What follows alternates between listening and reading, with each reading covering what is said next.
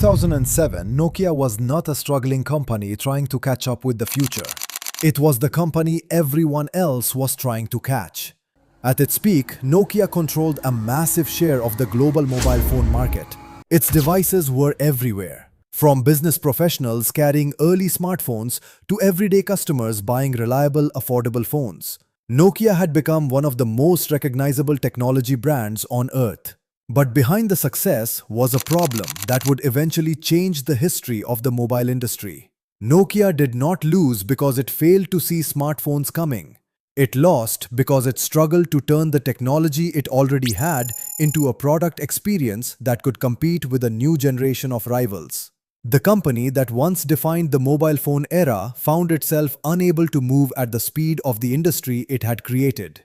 And the most important part of the story is not that Apple introduced the iPhone. Everyone knows that chapter. The real story is what happened inside Nokia before and after that moment. A company with engineers, patents, global reach, and years of experience had the ingredients to compete. But its internal decision-making structure made it difficult to act quickly enough. This is the story of the decision that changed Nokia's future. For years, Nokia built its empire around one powerful idea. Phones were devices first. They were tools for communication. They needed to be durable, reliable, affordable, and efficient. And for a long time, that philosophy was exactly what the market wanted. Nokia mastered the traditional mobile phone.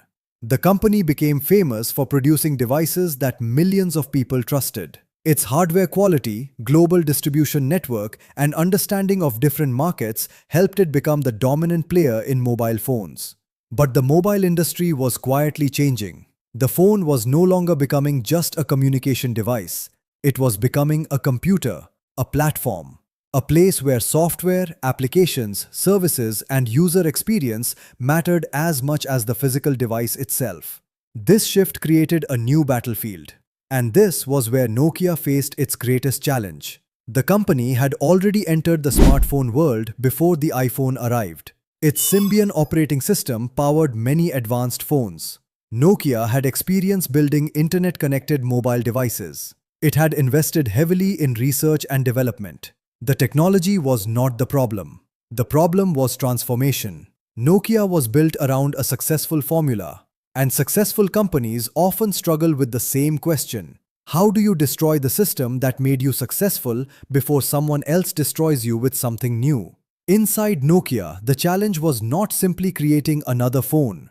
The challenge was recognizing that the definition of a phone had changed. Apple entered the market with a different philosophy. The iPhone was not just marketed as a better phone. It was presented as a new kind of computer in your pocket.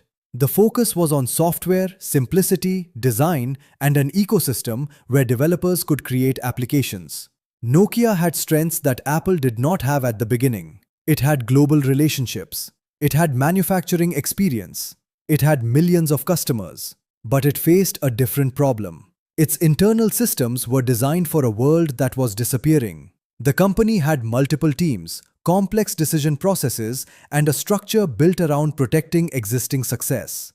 According to public reporting and analysis of Nokia's decline, internal disagreements and organizational challenges slowed the company's ability to respond effectively to the smartphone revolution. Nokia leadership interviews and published reports. The biggest mistake was not ignoring smartphones.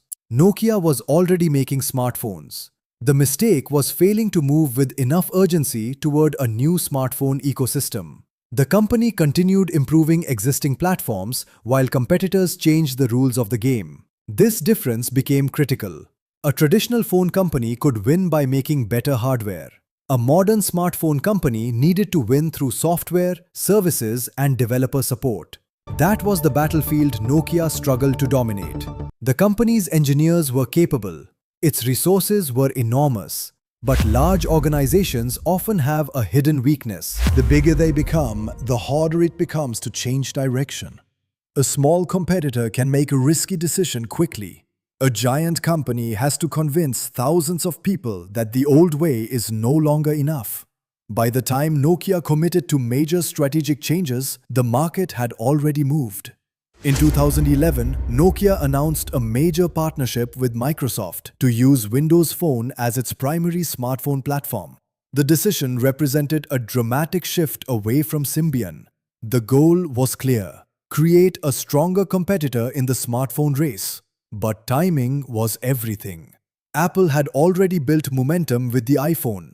Android had already expanded across many manufacturers. The competition was no longer waiting for Nokia.